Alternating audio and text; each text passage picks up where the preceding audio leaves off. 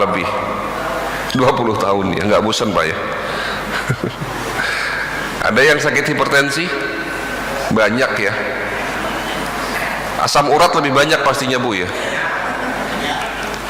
Kenapa penyakit tersebut sulit disembuhkan? Ada 3 jawaban Bapak Ibu sekalian, monggo dicatat. Jawaban pertama, karena gaya hidup yang keliru. Sesungguhnya kita sebagai muslim sudah diajarkan dan dicontohkan bagaimana gaya hidup yang baik. Dicontohkan oleh siapa? Ya tentunya oleh Nabi kita Rasulullah SAW Muhammad, ya, dimana kehidupan kesehariannya beliau ya itu banyak hal yang patut kita contoh. Salah satu contohnya adalah Nabi makan di saat lapar, berhenti makan sebelum kenyang. Ada sabda Rasulullah yang berbunyi, sisakan lambungmu untuk sepertiga makanan, sepertiga air, dan sisanya adalah udara. Jadi artinya di sini makan jangan berlebihan. Bahkan ada satu buku yang menarik, ini menjadi referensi bacaan Bapak Ibu di rumah, walaupun memang buku ini sudah mulai jarang di toko buku. Judulnya Sehat ala Rasulullah, di mana dalam buku itu diriwayatkan, diceritakan bahwa Nabi kita ini jarang sekali makan malam Pak. Beliau berhenti makan sebelum sholat Isya. Dan ternyata hasil penelitian dalam ilmu kesehatan, seseorang yang kebiasaan makan kurang dari 4 jam sebelum tidur malam akan terjadi gangguan metabolisme tubuh, meningkatnya racun di malam hari itu. Di saat ada makanan, tubuh kita akan meningkat racun 4 kali lipat. Racun ini masuk dalam sistem sirkulasi darah, menyebabkan kerusakan pembuluh darah ya. Kalau darah kita sudah tidak baik, otomatis fungsi organ menurun. Apa gejala atau tanda-tanda awal racun sudah mulai banyak dalam tubuh kita? Tanda-tanda awal itu sering. Sehat Holistik Indonesia, yang alamat kami ada di Jalan Tole Iskandar, Ruko nomor 2, Pasar Segar, Depok. Jadi sedikit diralat ya, bukan rumah sakit holistik. Kalau rumah sakit holistik internasional itu ada di Purwakarta. Nah, kami di sini hanya sebuah klinik holistik.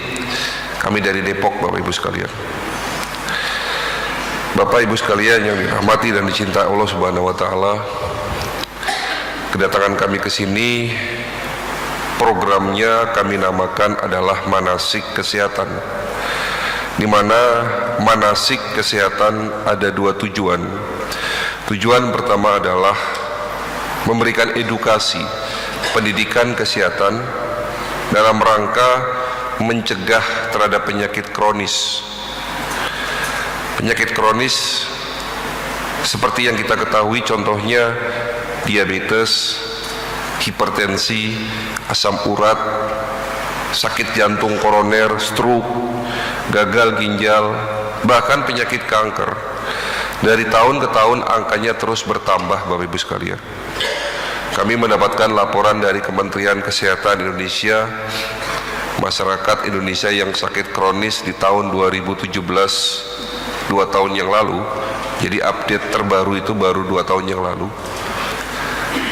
Ternyata angkanya naik sampai dengan 57%. Jadi perlu adanya upaya pencegahan Bapak Ibu sekalian, yang mudah-mudahan kegiatan manasik kesehatan di masjid ini menjadi ilmu yang bermanfaat. Lalu tujuan kedua dari kegiatan manasik ini adalah memperkenalkan konsep pengobatan holistik dengan basis pengobatan secara Islam. Jadi alhamdulillah kegiatan manasik ini sudah kami jalankan lebih dari 2 tahun, yang memang programnya kami tujukan langsung kepada masyarakat, tepatnya para jemaah, bapak-bapak, ibu-ibu pada sholat subuh hari Jumat, Sabtu, dan Minggu.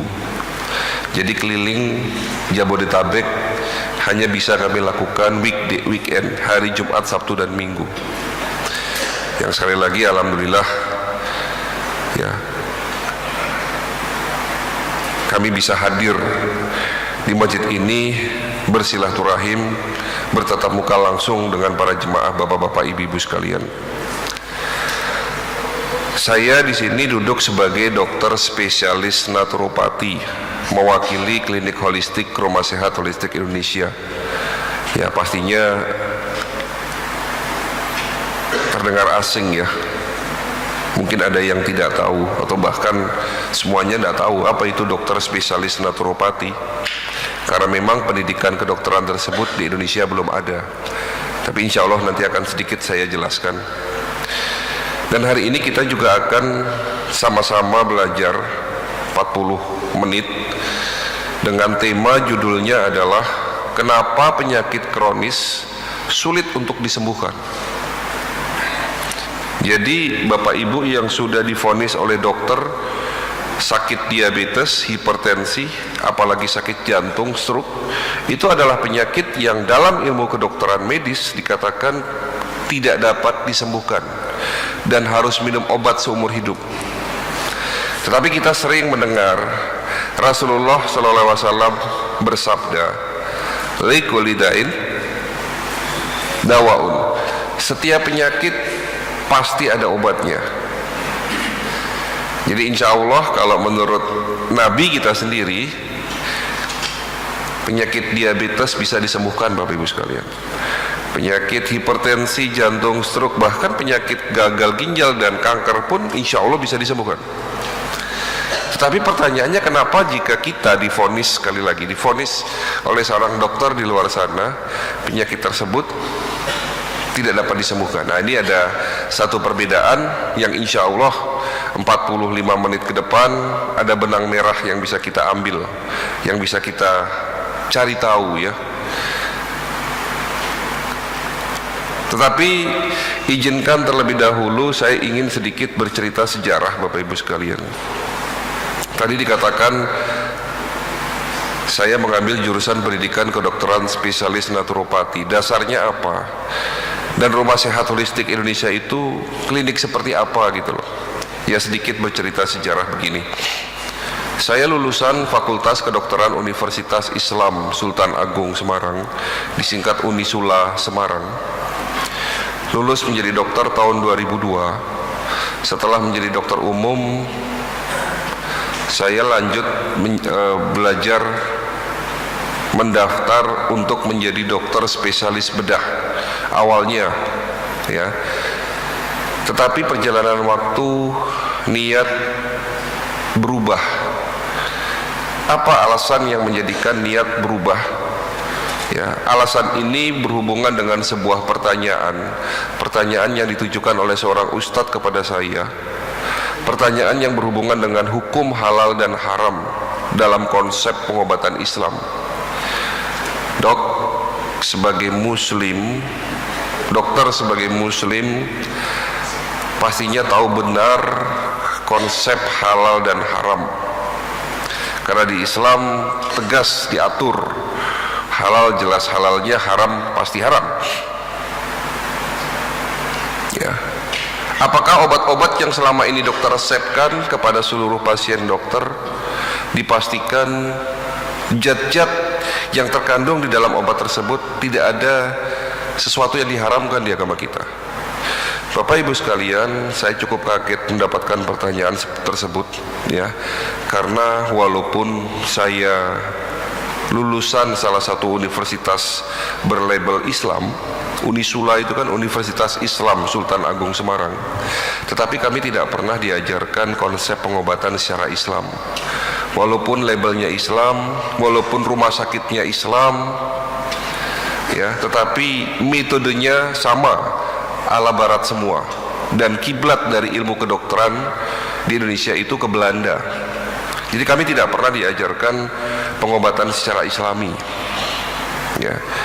Dan kami juga tidak pernah diberitahu bahwa obat-obat yang ada di sekitar kita, di dalam obat-obat yang diresepkan oleh dokter, baik obat-obat di apotek maupun di rumah sakit, ternyata masih banyak mengandung zat-zat yang diharamkan di agama kita. Karena memang sudah ada pertanyaan tersebut yang pada akhirnya ya saya mencari tahu. Dan pencarian saya berakhir kepada sebuah buku, di mana buku ini ditulis oleh seorang dokter ahli farmakologi dari Jogja.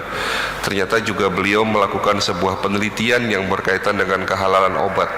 10 tahun beliau melakukan penelitian tersebut dan hasilnya hampir 70% obat yang diimpor dari Eropa, terutama dalam bentuk sediaan kapsul, ternyata kapsulnya itu sendiri dibuat dari gelatin usus babi, Bapak Ibu sekalian. Inilah yang menjadikan saya ragu-ragu apakah saya terus menjadi dokter spesialis bedah. Maaf, bukan berarti menjadi dokter spesialis bedah tidak baik, cuman secara pribadi saya sendiri ada keraguan dalam hati saya, yang pada akhirnya tahun 2004 saya memutuskan hijrah. Hijrah bukan pindah kota, tapi benar-benar hijrah, meninggalkan pengobatan yang dilarang oleh agama kita, terutama memakai obat-obat yang diharamkan, yang pada akhirnya saya belajar pengobatan tradisional, tepatnya di Institut Al-Wahida Malaysia. Ya, jadi saya belajar di Institut Al-Wahida Malaysia. Tahun 2010 saya berangkat ke Malaysia juga dalam rangka mendalami tahun 2010 saya berangkat ke Cina, tepatnya di 2 kota, Beijing dan kota Ankou, juga dalam rangka mendalami pengobatan tradisional Chinese medicine.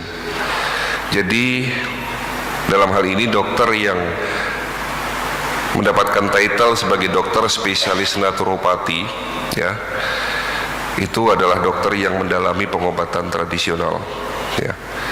Tetapi bukan berarti setelah saya mendalami pengobatan tradisional saya meninggalkan ilmu pengobatan yang saya dapat di bangku kuliah, tidak. Ya, saya meninggalkan ilmu pengobatan medis, tidak. Saya gabungkan kedua ilmu antara pengobatan medis dan pengobatan tradisional. Itulah yang disebut sebagai konsep pengobatan secara holistik. Yang baik-baik kita ambil, yang sesuai dengan syariat Islam kita ambil, yang tidak sesuai dengan syariat Islam ya tentunya kita hilangkan. Jadi sekali lagi, Rumah Sehat Holistik Indonesia yang kami dirikan di Kota Depok itu bukan klinik medis, juga bukan klinik tradisional, tapi sebuah klinik dengan konsep holistic integrated medicine. Jadi itu sekilas sejarah berdirinya Rumah Sehat Holistik Indonesia. Bapak Ibu sekalian, seperti janji saya tadi, sama-sama hari ini kita akan belajar, ya. Judulnya kenapa penyakit kronis sulit disembuhkan, ya. Nanti ada 3 sesi akan kita bagi. Sesi pertama adalah materi, sesi kedua nanti ada tanya jawab, ya. Jadi nanti setelah materi dipersilahkan untuk bertanya, tapi maksimal 3 orang, ya, karena mengingat waktu juga. Lalu sesi terakhir adalah kesimpulan, di mana kesimpulan ini yang paling penting Bapak Ibu sekalian. Bagaimana cara mencegahnya? Nah, itu ada dalam sesi terakhir, ya. Jadi nanti di sesi terakhir ada 6 langkah praktis secara holistik bagaimana cara mencegah penyakit hipertensi, jantung, stroke dan sebagainya, ya. Oke, kita mulai. Sebelum saya masuk ke materi, saya ingin bertanya kepada bapak-bapak dan ibu-ibu di sini, ya. Bapak-bapak, ibu-ibu semua sehat? Pertanyaannya saya tambahkan. Bapak-bapak, ibu-ibu yang di sini semua sehat atau tidak sakit? Nah, berubah lagi, kan? Ada yang bilang sehat, ada yang bilang tidak sakit. Ini ada 2 kalimat yang sepertinya sama tapi punya makna yang berbeda. Nah, nanti insya Allah setelah nanti Bapak mendengarkan materi akan tahu bedanya antara sehat dan tidak sakit, ya. Oke. Kenapa penyakit kronis sulit disembuhkan? Ada di sini yang sakit diabetes, Pak? Sudah lebih 10 tahun minum obat ada? Wah, lebih 20 tahun, ya, nggak bosan Pak, ya. Ada yang sakit hipertensi? Banyak, ya. Asam urat lebih banyak pastinya Bu, ya. Kenapa penyakit tersebut sulit disembuhkan? Ada 3 jawaban Bapak Ibu sekalian, monggo dicatat. Jawaban pertama, karena gaya hidup yang keliru. Sesungguhnya kita sebagai muslim sudah diajarkan dan dicontohkan bagaimana gaya hidup yang baik. Dicontohkan oleh siapa? Ya tentunya oleh Nabi kita Rasulullah SAW Muhammad, ya, dimana kehidupan kesehariannya beliau, ya, itu banyak hal yang patut kita contoh. Salah satu contohnya adalah Nabi makan di saat lapar, berhenti makan sebelum kenyang. Ada sabda Rasulullah yang berbunyi, sisakan lambungmu untuk sepertiga makanan, sepertiga air, dan sisanya adalah udara. Jadi artinya di sini makan jangan berlebihan. Bahkan ada satu buku yang menarik, ini menjadi referensi bacaan Bapak Ibu di rumah, walaupun memang buku ini sudah mulai jarang di toko buku. Judulnya Sehat ala Rasulullah, di mana dalam buku itu diriwayatkan, diceritakan bahwa Nabi kita ini jarang sekali makan malam, Pak. Beliau berhenti makan sebelum sholat Isya. Dan ternyata hasil penelitian dalam ilmu kesehatan, seseorang yang kebiasaan makan kurang dari 4 jam sebelum tidur malam akan terjadi gangguan metabolisme tubuh, meningkatnya racun di malam hari itu. Di saat ada makanan, tubuh kita akan meningkat racun 4 kali lipat. Racun ini masuk dalam sistem sirkulasi darah, menyebabkan kerusakan pembuluh darah, ya. Kalau darah kita sudah tidak baik, otomatis fungsi organ menurun. Apa gejala atau tanda-tanda awal racun sudah mulai banyak dalam tubuh kita? Tanda-tanda awal itu sering kesemutan, Pak. Nah, ini kakinya sudah mulai selonjoran. Sudah mulai kesemutan ya, Pak. Ya enggak apa-apa karena Bapak usianya sudah lanjut. Tetapi di sini ada anak muda yang umur masih 15 tahun, 20 tahun sudah mulai kesemutan. Nah, ini kan nggak benar ya. Kalau usia 70 tahun kesemutan ya wajar ya. Itu penyakit U namanya, ya. Terus tanda-tanda lain, sering capek, sering lelah, napas pendek, sering migrain dan sebagainya, itu merupakan tanda-tanda sudah mulai banyaknya racun yang masuk dalam tubuh kita dan merusak sistem organ. Jadi Bapak Ibu sekalian, kalau Bapak periksa di apotik maupun periksa di lab kolesterolnya tinggi, ya jangan khawatir gitu loh, jangan buru-buru atau dikit-dikit minum simvastatin gitu ya. Jadi yang kolesterolnya tinggi pasti di rumah punya simvastatin ya. Karena sesungguhnya kolesterol itu dibentuk di dalam tubuh kita, itu punya tujuan yang baik. Apa fungsi kolesterol? Tapi kita selalu kok takutnya sama kolesterol justru ya. Ini kalau kolesterol tinggi, wah panik gitu ya.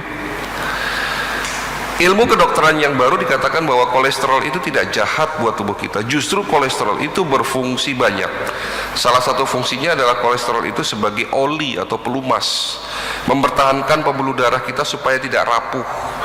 Ya. Fungsi lain dari kolesterol adalah membentuk zat antibodi. Sebagai bahan dasar antibodi adalah kolesterol.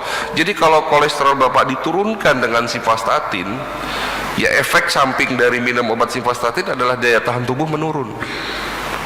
Tetapi kolesterol yang jahat, kolesterol ini akan menjadi jahat manakala kolesterol ini bertemu dengan racun, membentuk ikatan namanya lemak peroksida atau kolesterol peroksida. Lah, kolesterol yang berubah sifat inilah yang jahat. Jadi di sini yang bermasalah yang jahat kolesterol atau racun, Pak? Racun. Karena racun inilah yang merusak kolesterol sehingga kolesterol ini berubah jahat, mengeras, mengendap, menyebabkan sumbatan pembuluh darah. Jadi kalau ada pemeriksaan di kepala, ada penyumbatan di otak, lalu sumbatan ini kata dokter ada kolesterol, ya salah dan benar statement tersebut ya. Yang dimaksud sumbatan yang ada di pembuluh darah itu manakala kolesterol yang sudah dirusak oleh racun. Kalau kolesterol murni, Pak, dia tidak akan menyebabkan sumbatan, Pak.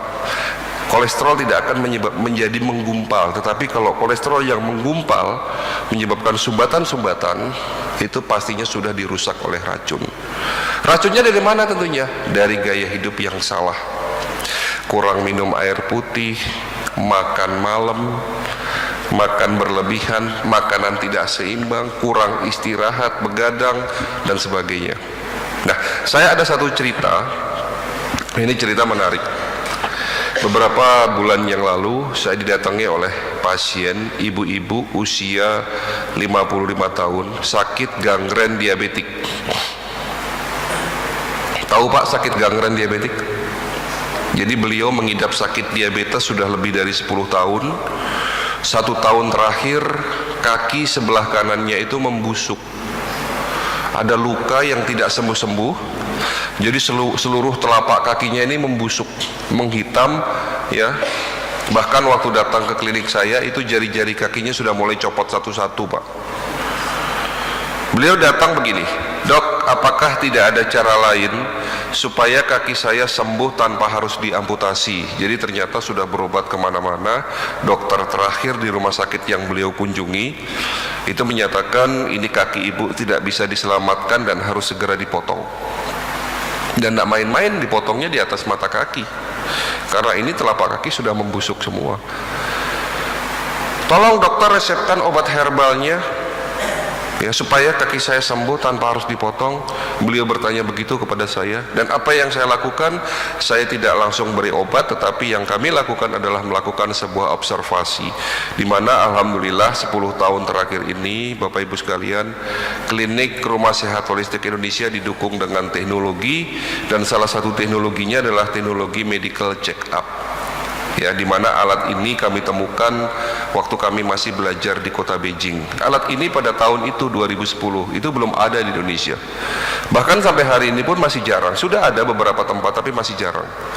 Ya, di mana alat ini punya beberapa kelebihan, memeriksa tubuh Bapak tanpa harus dikeluarkan darah Bapak. Jadi ada alat yang kita tempelkan ke badan, dapat mendeteksi 250 item tubuh, 250 fungsi organ. Wah, ini banyak sekali. Ini kalau di print semua 20 lembar itu, ya. Dan kelebihan lain dari alat tersebut dapat mendeteksi kadar racun dalam tubuh kita. Nah, ini paling penting, Pak. Jadi yang diperiksa itu seharusnya yang utama adalah racun dalam tubuh kita. Dalam bahasa kedokteran namanya radikal bebas, ya. Jadi jangan hanya periksa kolesterol, asam urat, gula darah. Justru pertama kali yang harus diperiksa adalah kadar radikal bebas dalam tubuh kita itu seberapa tinggi. Nah, alat tersebut mampu mendeteksi racun atau radikal bebas dalam tubuh kita. Nah, singkat kata, alat itu saya datangkan ke Indonesia kurang lebih 10 tahun yang lalu, ya. Sampai hari ini masih saya pakai, ya. Beliau saya periksa pakai alat tersebut, dan hasilnya ada 3 organ yang rusak. Yang pertama adalah liver, kedua adalah pankreas, yang ketiga adalah ginjal. Ginjalnya tinggal 40%. Ternyata beliau tidak sadar, selama ini fokus di kakinya. Sebentar lagi kalau ginjalnya tidak segera diobati akan gagal ginjal pastinya. Dan perlu Bapak Ibu ketahui, 70% kasus gagal ginjal di Indonesia itu latar belakang sebelumnya adalah penyakit diabetes dan hipertensi. Jadi Bapak Ibu sekalian yang menderita sakit diabetes hipertensi, hati-hati, karena 70% gagal ginjal di Indonesia itu disebabkan karena komplikasi dari diabetes dan hipertensi. Ya, kembali lagi ke cerita tersebut, saya periksa dan ternyata 3 organ tersebut rusak, dan rusaknya disebabkan karena tingginya kadar racun dalam darah. Darahnya kental sekali, seluruh aliran darah dalam tubuhnya ini tidak bisa mengalir semua, tidak bisa mengalir ke seluruh tubuh. Bahkan di saat ada luka di kakinya itu, pembuluh darahnya ini tidak bisa sampai ke dalam luka tersebut karena banyak sumbatan-sumbatan, yang pada akhirnya terjadi pembusukan terus-menerus. 8 bulan beliau menderita seperti itu. Dan ternyata ini semua hubungannya hubungannya gaya hidup yang salah. Ya, setelah saya tanya lebih lanjut, beliau ngaku akhirnya, "Dok, iya, saya sakit seperti ini sepertinya karena memang dari kecil gaya hidup saya salah." Beliau suka makan malam, ngemil malam, goreng-gorengan, tepung-tepung selalu dimakan, kurang serat, buah-buahan dan sebagainya. Tapi yang satu yang membuat beliau sakit, beliau dari kecil tidak suka minum air putih. Ya, tubuh kita ini ibarat baju yang harus dicuci setiap hari. Setiap hari kita beraktivitas, setiap hari kita makan, menghasilkan sampah dalam tubuh kita. Sampah dalam tubuh kita ini harus segera dibilas, segera dibuang, dicuci tentunya dengan air putih. Ya. Jadi kalau tidak suka minum air putih, hati-hati ya, racunnya tidak bisa terbuang dalam tubuh, yang pada akhirnya racun inilah yang merusak tubuh kita. Jadi kesimpulan yang bisa kita ambil di sini adalah jika kita sakit, apapun Bapak divonis oleh dokter, apakah penyakit diabetes, sakit jantung, stroke, atau bahkan penyakit yang dianggap sepele sekalipun seperti asam urat, jangan sedikit-sedikit minum obat Bapak Ibu sekalian. Bukan berarti saya melarang Bapak Ibu sekalian minum obat-obat kimia. Bukan berarti saya melarang Bapak Ibu minum metformin bagi yang kena diabetes, bagi yang kena hipertensi pasti di rumah punya amlodipin. Saya tidak melarang, tetapi rubah dulu gaya hidup kita yang salah. Tentunya mengikuti anjuran-anjuran atau contoh-contoh yang sudah dikerjakan oleh Nabi kita. Ada satu tambahan lagi, tambahan ilmu buat Bapak Ibu sekalian. Bapak Ibu tahu sakit prostat? Siapa di sini yang sakit prostat? Biasanya prostat kena pada laki-laki usia di atas 60 tahun. Dan ternyata hasil penelitian, sakitnya prostat ini ada hubungannya dengan gaya hidup yang keliru. Apa gaya hidup yang salah? Kencing berdiri.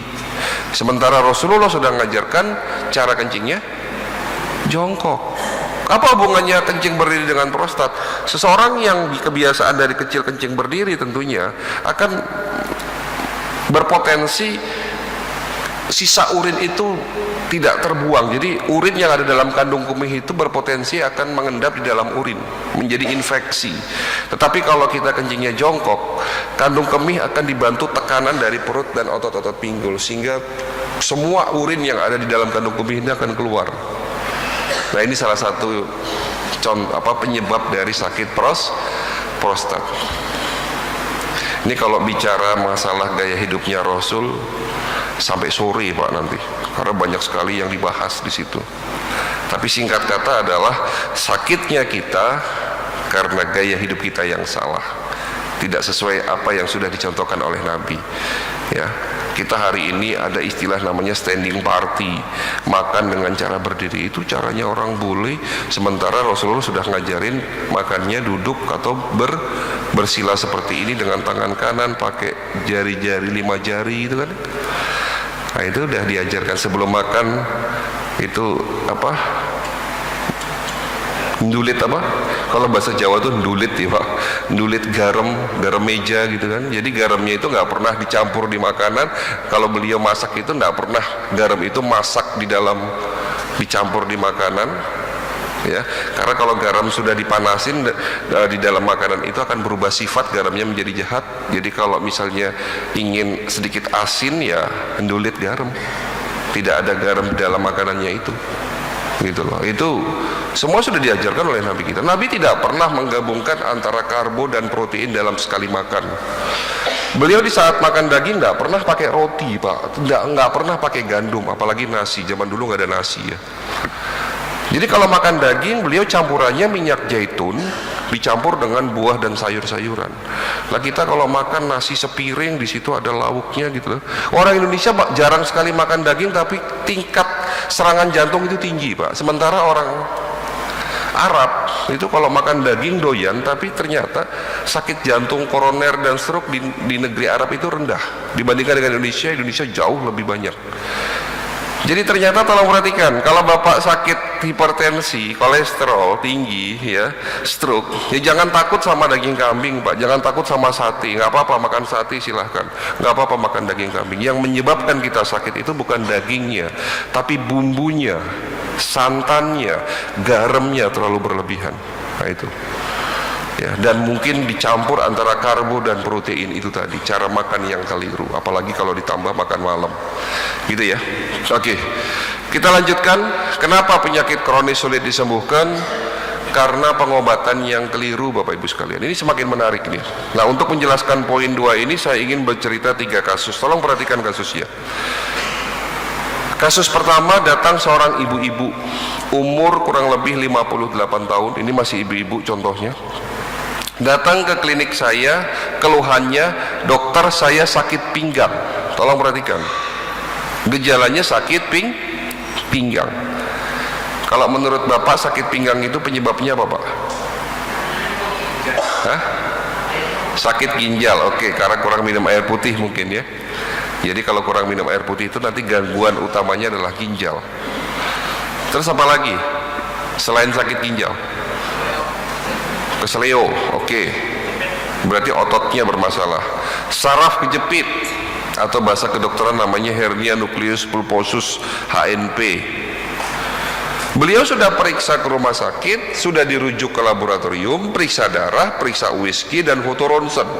Dari periksa darah, USG dan foto ronsen, kata dokter tidak nampak ditemukan adanya kelainan. Jadi organ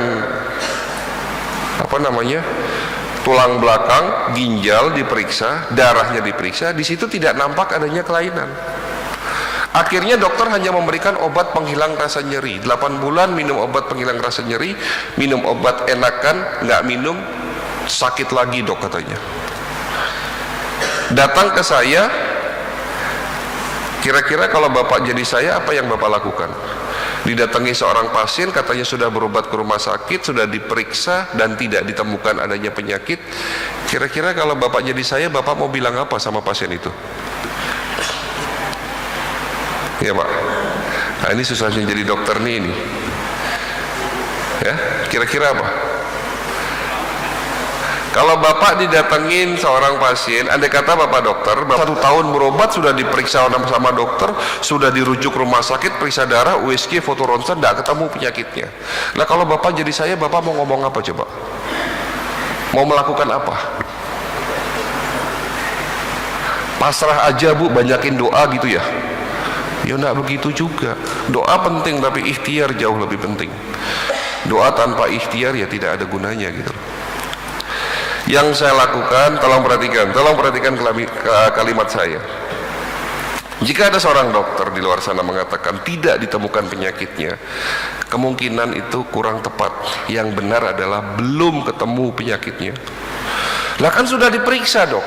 Ternyata pemeriksaan darah, USG dan foto ronsen itu belum mewakili pemeriksaan yang menyeluruh. Alhamdulillah Bapak Ibu sekalian, kita di klinik holistik Rumah Sehat Holistik Indonesia punya alat scanning. Kalau alat pertama namanya Human Resonance Magnetic Analyzer, hasilnya keluar angka yang tadi saya cerita, yang saya datangkan dari Cina. Alat kedua ini, kita punya 2 alat. Alat kedua ini kami datangkan dari Rusia, dari Eropa. Penemuan baru dalam ilmu kedokteran, scanning tanpa radiasi nuklir. Hati-hati dengan scanning, CT scan. Kalau di rumah sakit itu scanningnya pakai radiasi nuklir. Ada efek samping kalau keseringan. Ya.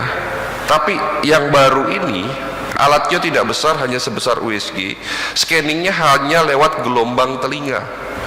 Jadi kalau datang ke klinik saya, Bapak tidak akan menemukan alat sebesar yang ada di rumah sakit. Tidak seperti itu. Alatnya hanya sebesar USG. Cara periksanya tiduran dan nanti ada alat yang dipasangkan ke kepala. Tetapi jangan kaget, di depan layar, di depan ada layar monitor gitu ya, Bapak akan melihat gambaran organ dalam tubuh manusia, gambar organ dalam tubuh Bapak, mulai dari otak, jantung, paru, ginjal, semuanya kelihatan dalam bentuk 3 dimensi full color. Ini penemuan baru. Alat ini saya datangkan kurang lebih 5 tahun yang lalu. Ya, Rumah Sakit Holistik Internasional Purwakarta punya alat ini juga. Kita sama-sama waktu itu pesannya bareng. Ya, singkat kata beliau saya periksa, dan ternyata hasilnya alhamdulillah ketemu Pak. Ketemunya di mana Bapak Ibu sekalian? Ternyata sakit pinggangnya beliau yang sudah 8 bulan tidak sembuh-sembuh itu akibat adanya kista ovarium atau tumor sebesar ini di rahim. Jadi 8 bulan beliau tidak sadar sakit pinggangnya karena tumor di rahim.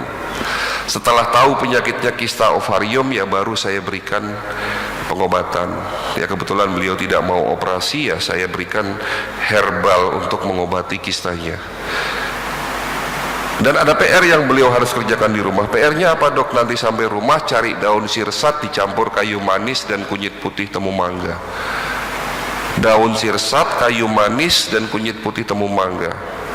Loh kok gampang obatnya? Gampang, penyakitnya udah ketemu. Kalau penyakitnya belum ketemu ya susah. Ya. Beliau minum obat yang saya berikan, baik yang sudah dalam bentuk kapsul dan juga PR-nya itu beliau kerjakan. 1 bulan pertama balik lagi ke klinik, dok pinggang saya sudah tidak sakit, teruskan obatnya sampai 3 bulan, nanti setelah 3 bulan kita cek ulang. Dan setelah 3 bulan beliau datang lagi ke klinik, ya, kita lakukan screening ulang dan hasilnya pun tidak ditemukan lagi adanya kista di dalam rahimnya. Saya nyatakan beliau sembuh dan bebas dari sakit kista ovarium. Sampai hari ini saya tidak mendengar lagi beliau sakit pinggang. Nah itu cerita pertama. Cerita kedua, bapak-bapak. Nah ini giliran bapak-bapak. Bapak-bapak usia 62 tahun. Dok, 2-3 bulan terakhir perut saya tidak nyaman, sering kembung, sering mual, ada nyeri di ulu hati. Kira-kira sakit apa Pak? Mah.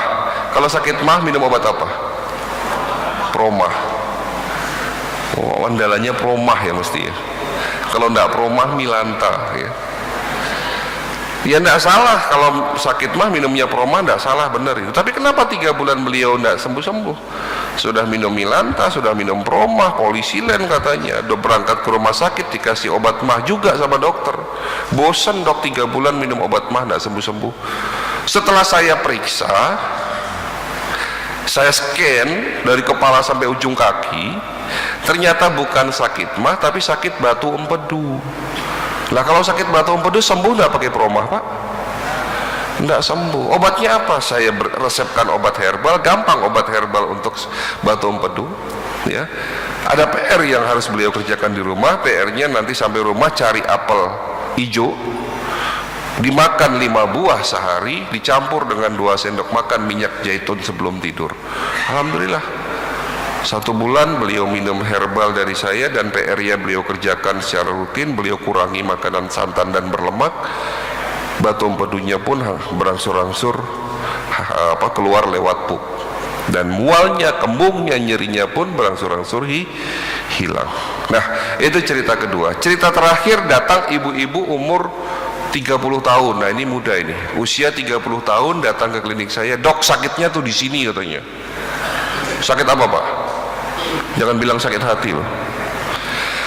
Dokter, saya ini nyeri dada sebelah kiri disertai dengan sesak dan sudah lebih dari 3-4 bulan tidak sembuh-sembuh.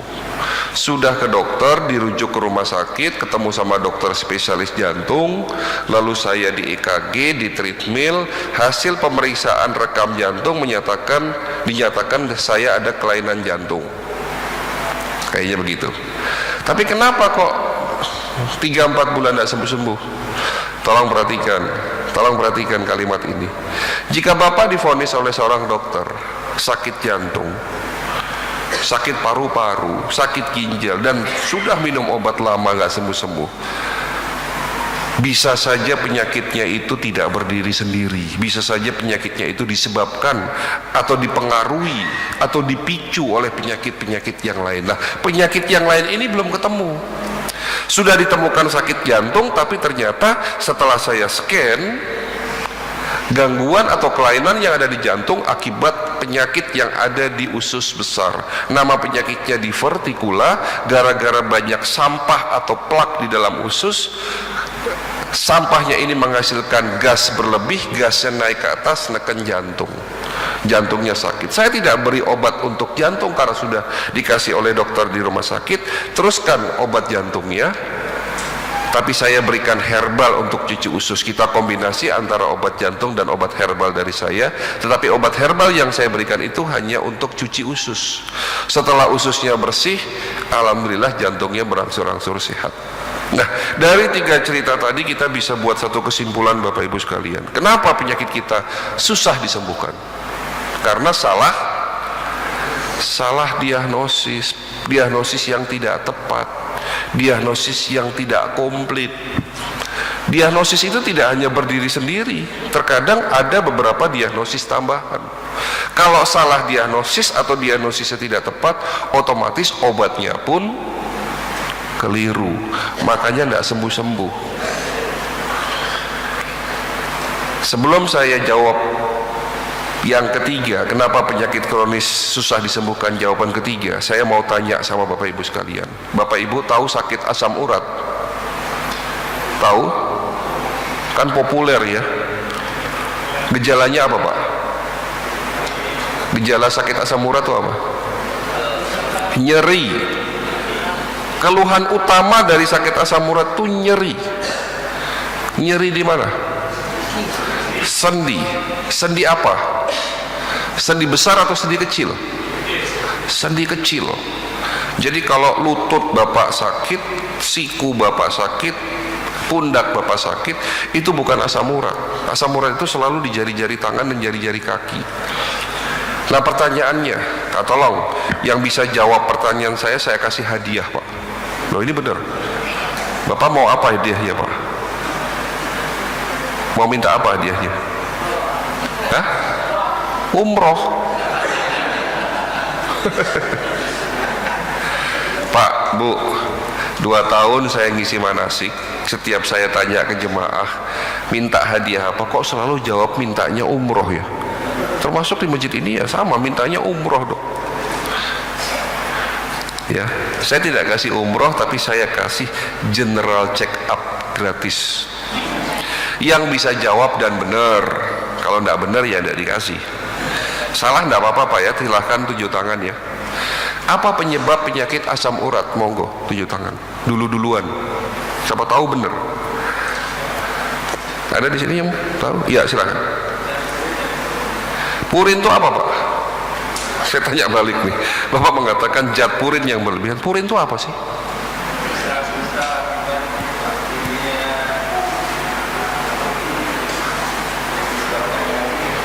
Disebabkan? Tolong perhatikan, purin itu adalah sisa-sisa metabolisme dari protein. Kita bahas dulu beliau ya. Zat purin yang tinggi ya tidak salah, tapi kurang tepat. Kalau Bapak dulu makan daging, protein kan, makan daun singkong, makan emping, waktu dulu masih muda, sakit asam urat nggak Pak? Dulu. Tapi kenapa sekarang kalau makan daging, makan jeruan, makan emping itu asam uratnya naik? Bukan makanan Pak yang menyebabkan sakit asam urat. Makanya tadi saya bilang, Bapak yang usia 90 tahun boleh loh makan daging kambing, tidak salah kok. Ya. Jadi kurang tepat ya Pak. Oke, silakan.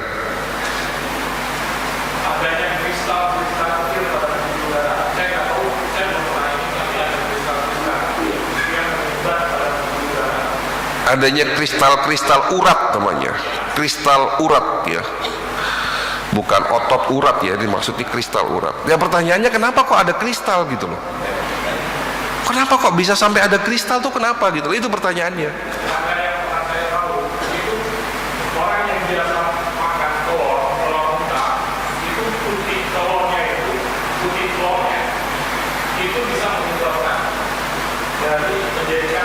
Kristal urat. Jadi penyebab asam urat adalah putih telur. Siapa di sini yang kena asam urat? Ayo, tunjuk tangan. Saya pengen tahu. Yang tolong ngaku ya. Siapa di sini yang kena asam urat? Ada nggak? Pasti banyak tapi nggak pada nggak mau ngaku ini. Ada nggak yang sakit asam urat? Tunjuk tangan. Bapak ya, Bapak sakit asam urat. Oke, kita tanya sama beliau.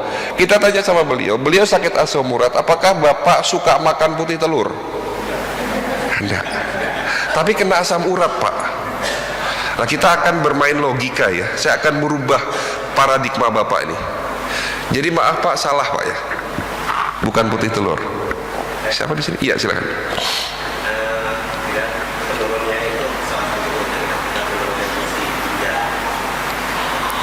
Nah ini. Alhamdulillah dari 700 lebih masjid yang saya kunjungi 2 tahun terakhir, baru 10 orang yang jawab benar. Dan di Masjid Al-Huda ini orang ke-11 menjawab benar. Beliau sudah menjawab dengan benar. Penyebab dari sakit ginjal adalah terganggunya fungsi organ ginjal. Namanya siapa Pak? Pak Adam. Mas Yudi, Mas Darwin tolong dicatat, beliau namanya Pak Adam. Beliau dapat general check up senilai 30 juta. Sama ya kayak umroh ya. nilainya. Mau diambil enggak Pak? Mau ya? Kalau enggak diambil nanti kasih sebelahnya ke Pak Bapak ya, nanti dicatat ya. Monggo silahkan dipakai untuk Bapak boleh, untuk keluarga Bapak boleh. General check up senilai 30 juta. Kalau di rumah sakit itu nilainya 30 juta. Jadi penyebab dari asam urat itu bukan makanan, tapi terganggunya fungsi organ ginjal. Kita tahu bahwa fungsi ginjal apa? Memfilter. Apa yang perlu difilter? Darah kita. Kenapa darah kita perlu difilter? Karena darah tempatnya racun. Makanya daging sapi itu halal, sementara darah sapi itu haram.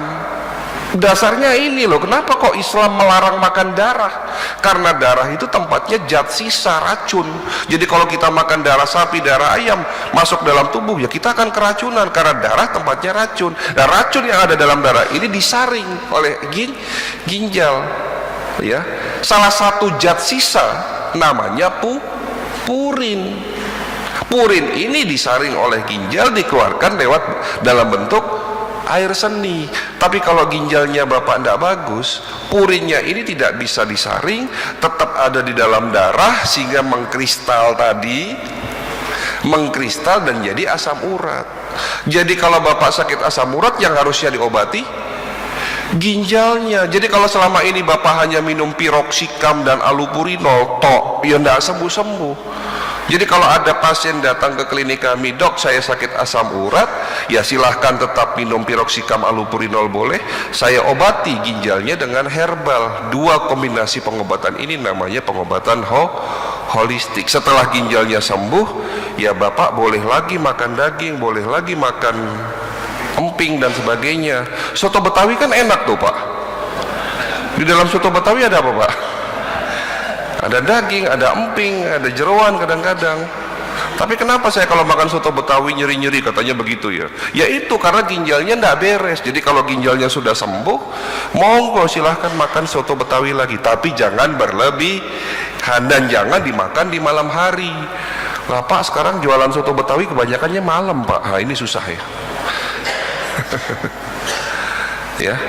Jadi alhamdulillah Pak Adam mendapatkan kuis hari ini, dan dari 700 lebih masjid baru 11 yang menjawab benar, dan beliau menjawabnya benar. Jangan-jangan lihat Google nih atau jangan-jangan lihat YouTube, karena saya sudah banyak ada di YouTube, dan ini termasuk mungkin hari ini direkam dan dimasukin ke YouTube Pak ya. Oke, kita lanjutkan.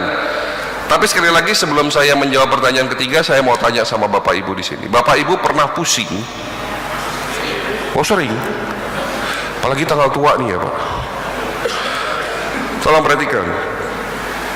Keluhan yang ada di kepala itu contohnya apa?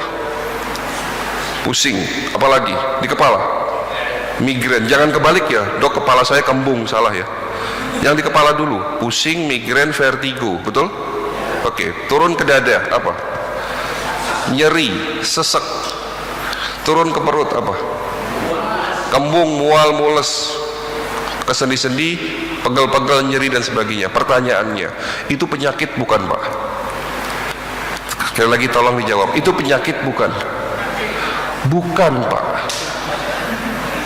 Kalau namanya penyakit itu diabetes, penyakit stroke, jantung koroner, demam berdarah, demam tipoid, itu penyakit.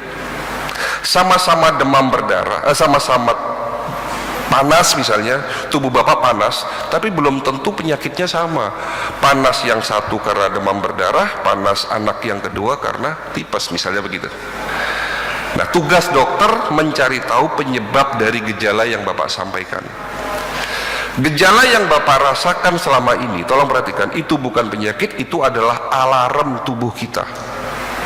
Pak, saya mau tanya, masjid ini ada alarm kebakaran enggak Pak? Ada enggak? Ada. Oke. Ada atau enggak ada? Oh enggak ada. Andai kata ada, setelah ini Bapak beli alarm kebakaran, fungsinya buat apa? Tujuan Bapak memberikan masjid ini alarm kebakaran, fungsinya buat apa? Mendeteksi kalau ada api, alarm ini akan segera berbunyi, berarti memperingatkan orang yang ada dalam masjid ini atau orang yang ada di sekitar masjid. Nah, suatu saat setelah Bapak pasang alarm kebakaran, suatu saat alarmnya bunyi, Pak.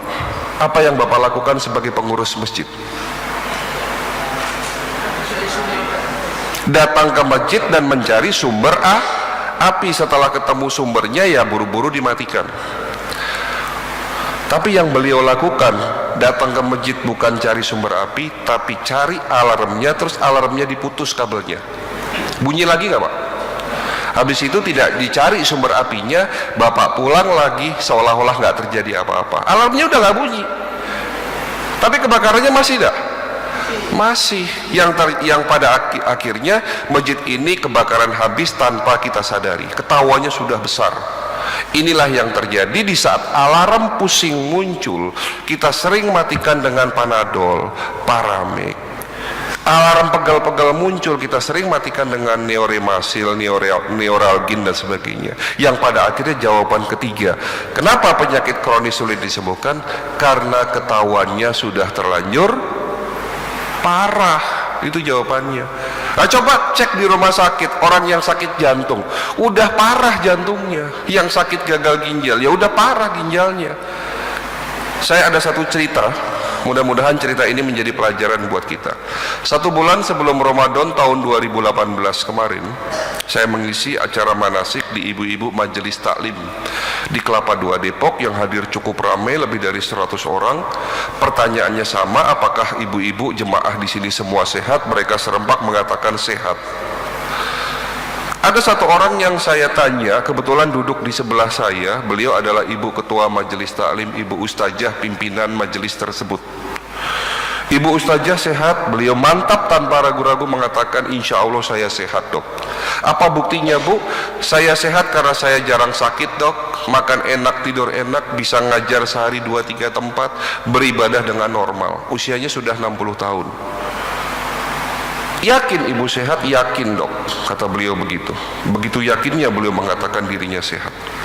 Ibu enggak pernah periksa selama ini. Lah buat apa periksa lah, wong saya sehat kok, dok. Periksa general check up setahun sekali. Saya enggak butuh periksa, kata beliau. Itu alasan pertama. Alasan kedua apa kira-kira? Ada 4 alasan yang beliau kemukakan kenapa enggak mau periksa. Alasan pertama karena enggak butuh periksa, karena merasa sehat. Alasan kedua apa? Takut ketahuan penyakitnya, dok. Gitu ya. Kalau disuruh periksa pasti jawabannya takut ketahuan penyakitnya. Alasan ketiga apa? Alasan apa nih yang ketiga? Mahal, dok. Betul? Periksa mahal, dok. Alasan keempat, ini yang paling juga sering nih. Males, dok. Sibuk, dok. Kalau enggak males, sibuk, dok. Gitu kan. Oke, saya terima alasan itu karena memang itu wajar ya kita memberikan statement seperti itu. Ya sudah, karena tidak itu ya saya lanjutkan manasik. Tolong diingat statement saya. Penyakit kronis yang tadi sudah kita bahas adalah penyakit yang berproses panjang. Sekali lagi, stroke, jantung, kanker, diabetes, gagal ginjal adalah penyakit yang berproses panjang. Tapi kenapa kita sering menemukan kok bapak si A sehat-sehat hari ini kena stroke, saya nggak pernah ngerasain sakit, begitu misalnya ada pasien nggak pernah ngerasain sakit jantung, nyeri-nyeri dada, tapi kok saya kena serangan jantung. Apakah penyakit ini datangnya cepat? Tidak, sebetulnya prosesnya panjang. Saya ingat sekali kejadian hari itu hari Sabtu. Hari Sabtu beliau mengatakan sehat. Hari Sabtu beliau yakin dirinya sehat. Hari Senin datang ke klinik, hari Senin sore stroke, Pak. Ini benar kejadian kurang lebih sekitar 1 tahun yang lalu ya. 1 bulan sebelum Ramadan ya, beliau mengatakan, dok, setelah sholat subuh mulut saya tidak bisa digerakkan, tangan kanan saya lumpuh, kaki saya lumpuh, tolong saya diperiksa. Nah, sudah stroke baru minta diperiksa ya. Susah nggak nyembuhinnya, Pak, kalau sudah stroke? Sekali lagi saya tanya, susah enggak kalau nyembuhinnya bagi pasien yang sudah stroke? Sulit. Warga di sini ada yang stroke? Ada di sini warga di sini atau jemaah di sini ada yang stroke? Hah? Insya Allah nggak ada. Ada. Ya, sulit Pak disembuhkan. Tapi kalau kita lakukan general check up rutin setahun sekali, memang menakutkan. Kalau sudah ada tanda-tanda kerusakan saraf di otak dan penyumbatan pembuluh darah di otak, dengan medical check up itu akan ketahuan. Tapi insya Allah kalau kerusakannya belum parah, pengobatannya lebih mudah dan murah. Itulah yang saya berikan kepada Pak Adam. Nanti insya Allah kalau dijalankan, nanti Pak Adam melakukan general check up komplit 250 pemeriksaan plus 18 organ di scan. Menakutkan ya dok, tapi ya enggak apa-apa, lebih baik tahu secara dini dan insya Allah ngobatinya jauh lebih mudah. Karena kalau stroke, serangan gagal ginjal, jantung, kanker sulit diobati. Beberapa bulan yang lalu ada berita, ada cerita seorang artis yang konon hidupnya sehat, olahragawan, makan sehat, hidup teratur, tapi kena kanker otak. Agung Hercules meninggal karena glioblastoma, kanker ganas otak. Kata istrinya, beliau ini kurang sehat apa dok? Makan teratur, hidup sehat, olahraga setiap hari, tapi tetap saja kena kanker otak. Satu hal yang beliau tidak lakukan, si Agung Hercules ini takut periksa. Ternyata kanker otaknya sudah berjalan lebih dari 2 tahun, tapi baru kerasanya 2-3 bulan terakhir. Sering pusing, sering migrain, pandangan kabur. Setelah diperiksa, kanker otak stadium 4. Sudah telanjur stadium 4, susah nggak ngobatinya? Kalau ketemunya stadium 1, gampang nggak ngobatinya? Insya Allah gampang. Oke, materi selesai. Insya Allah nanti di akhir ada tanya jawab, ada kesimpulan dan bagaimana cara mencegah itu semua. Ada 6 langkah praktis, tapi sebelum ke situ saya buka sesi tanya jawab, 2 dari Bapak dan 1 dari Ibu. Kita batasi 3 orang. Silahkan. Mumpung masih di sini Pak, tanyanya di sini gratis. Kalau tanyanya di klinik bayar loh Pak. Monggo silahkan. Kalau jangan tegang ya Pak, ini ngomong penyakit kok jadi malah tegang gitu. Ya, silahkan Pak. Saya minum dulu ya, boleh? Ya. Silakan Pak.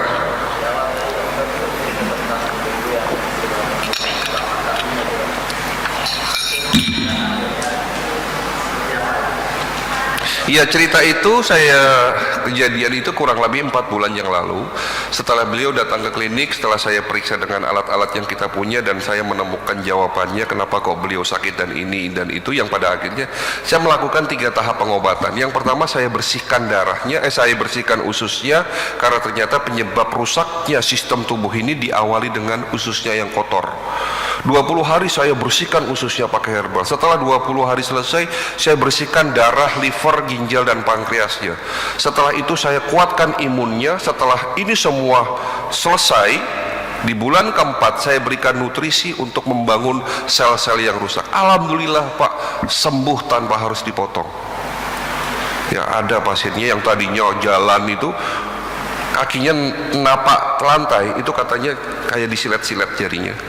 Jadi dia hanya pakai kursi roda ataupun ya pakai tongkat gitu, karena nggak berani menapak kakinya, itu yang luka itu ke telapak kaki. Tapi alhamdulillah sekarang sudah jalan sendiri tanpa, ya sudah baik, sudah normal. Walaupun ada 2 jari yang tidak bisa diselamatkan karena sudah telanjur copot.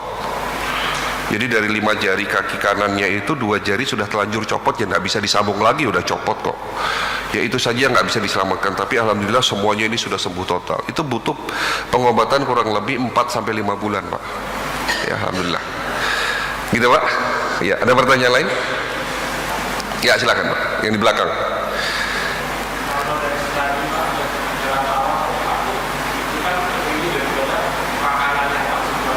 Iya.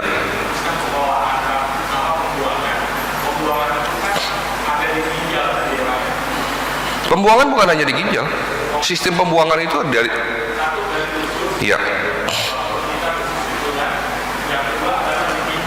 liver dulu Pak, baru ginjal, iya.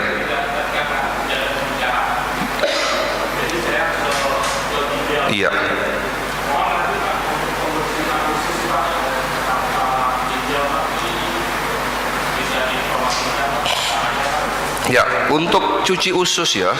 Ya, terima kasih pertanyaannya. Untuk cuci usus bagi yang tidak begitu parah, itu cukup makan campur ya, jus wortel dicampur dengan lidah buaya, nanas, ya, sedikit jeruk nipis atau jeruk lemon, ya, dan satu tambahan buah lainnya. Ini bebas, yang kelima bebas. Yang penting warnanya beda.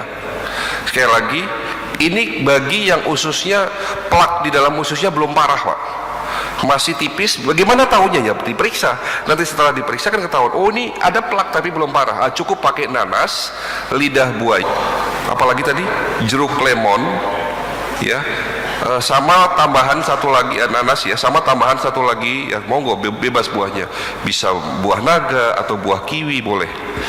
Diminum sehari 2 gelas pagi dan sore. Insya Allah dalam waktu sebulan Bapak terus minum itu. Memang butuh waktu lama karena itu kan sifatnya kan alami ya, pelan-pelan ya. Itu insya Allah bersih. Tapi tentunya sudah mulai lagi kurangi yang namanya goreng-gorengan, minyak-minyakan dan sebagainya. Yang menyebabkan usus kita ini lengket dan kotor itu gula dan tepung, Pak. Jadi untuk usia-usia Bapak di atas 40 tahun sudah jangan makan roti, Pak. Ini pesan saya. Boleh makan daging, boleh, Pak. Jangan takut sama daging, tapi yang tidak boleh justru roti.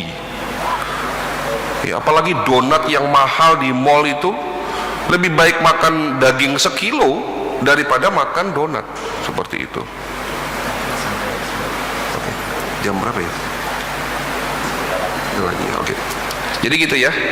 Oke, kita lanjutkan karena ini sudah mau suruk. Nanti kalau mau tanya di belakang setelah sholat suruk. Sesi tanya jawab selesai, kita lanjutkan 6 langkah praktis. Tolong dicatat, ini penting. Jadi bagaimana cara mencegahnya, Dok? Bagaimana supaya nggak kena stroke, jantung, kanker dan sebagainya? Dan bagaimana cara pengobatannya? Itu yang paling penting. Yang pertama, mulai hari ini jangan makan malam.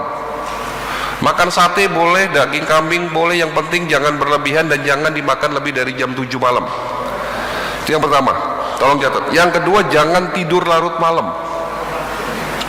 Batasan tidur jam berapa? Setengah 11. Jangan lewat dari jam 11 baru tidur. Liver kita akan rusak.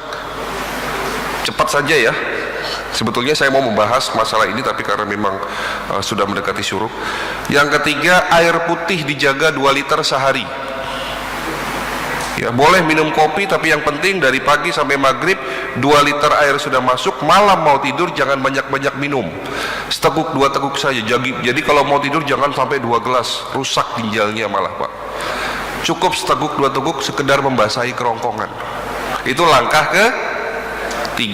Langkah ke-4, puasa, Pak. Lakukan puasa secara rutin.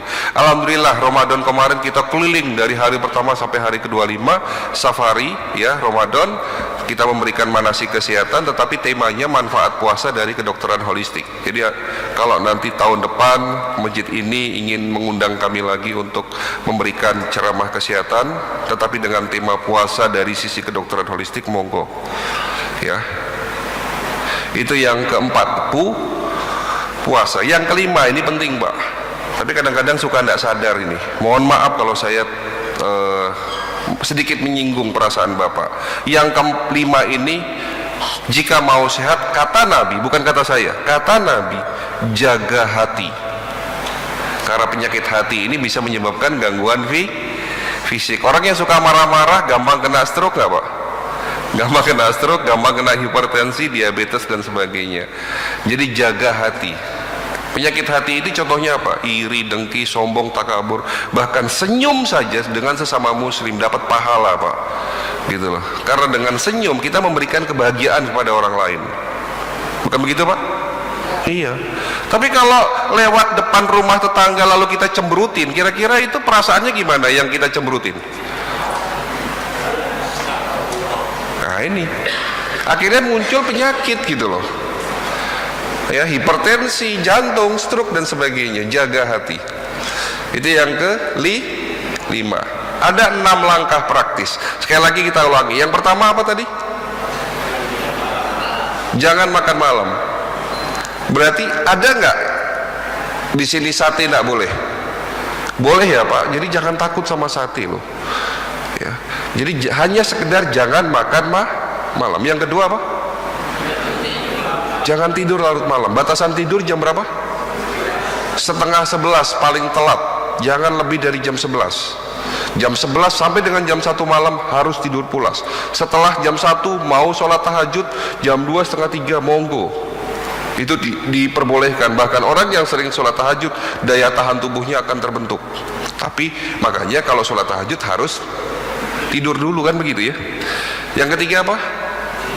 Air putih 2 liter sehari, dengan syarat pagi sampai maghrib 2 liter sudah masuk dalam tubuh, atau 10 gelas sudah masuk dalam tubuh.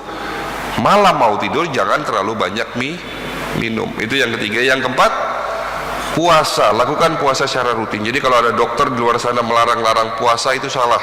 Bapak kena tipes, bapak kena diabetes, bapak kena emah, puasa sembuh insya Allah.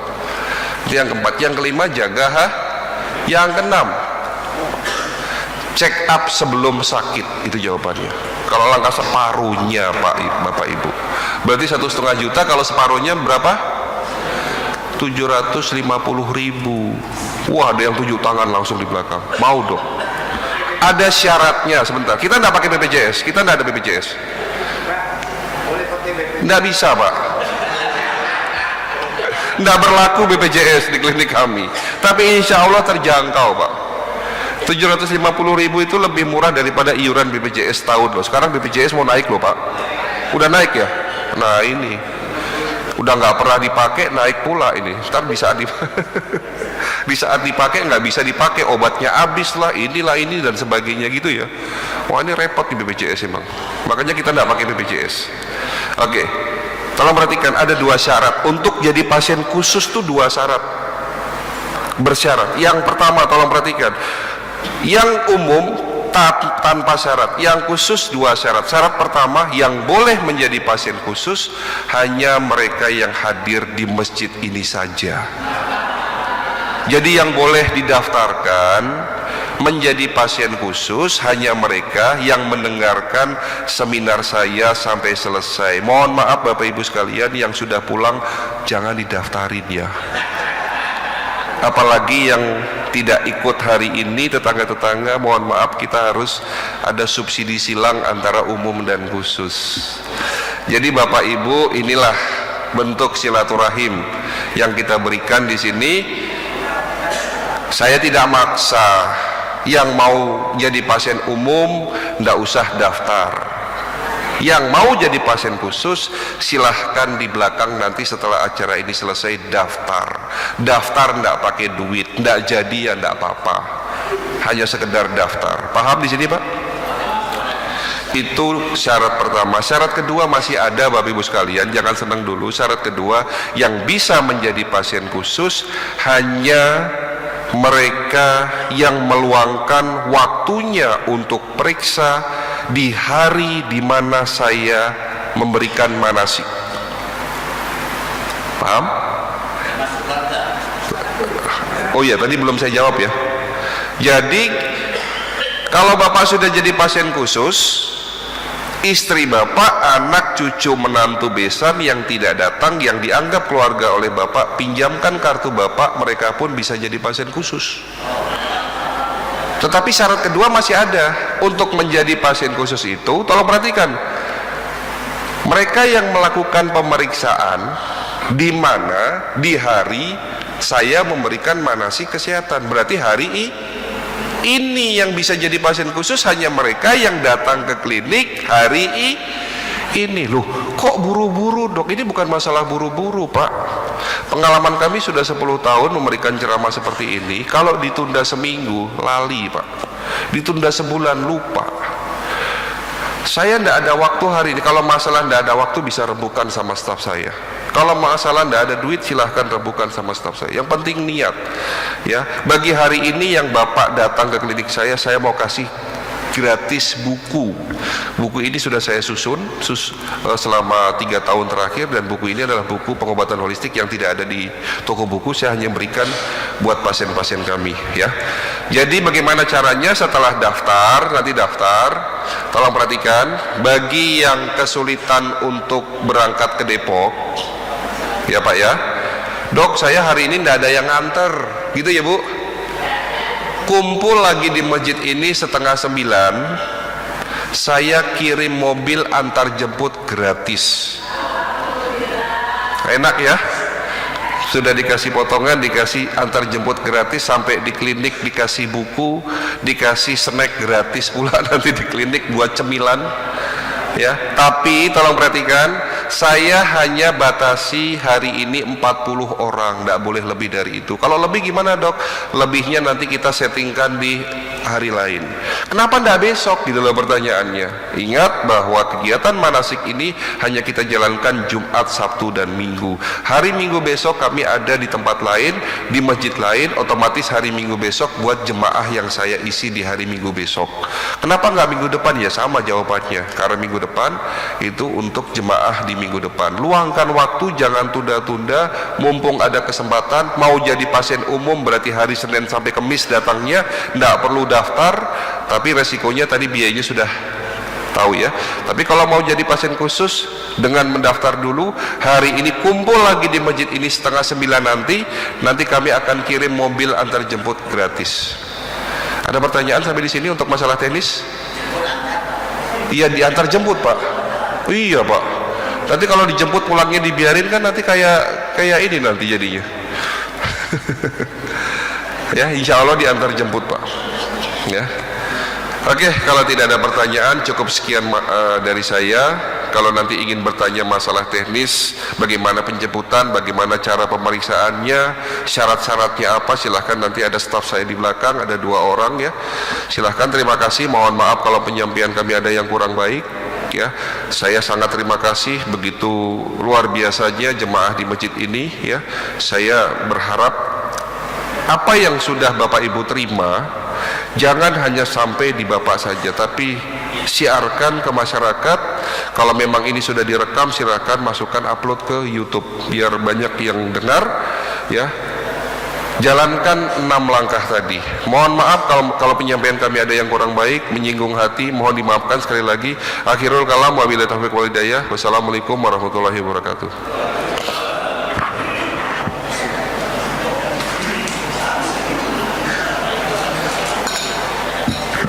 Jadi Bapak Ibu sekalian, bagi yang mau periksa harus ada daftar dulu. Nanti koordinasi sama staf saya berapa orang yang mau dijemput, karena berhubungan dengan mobil.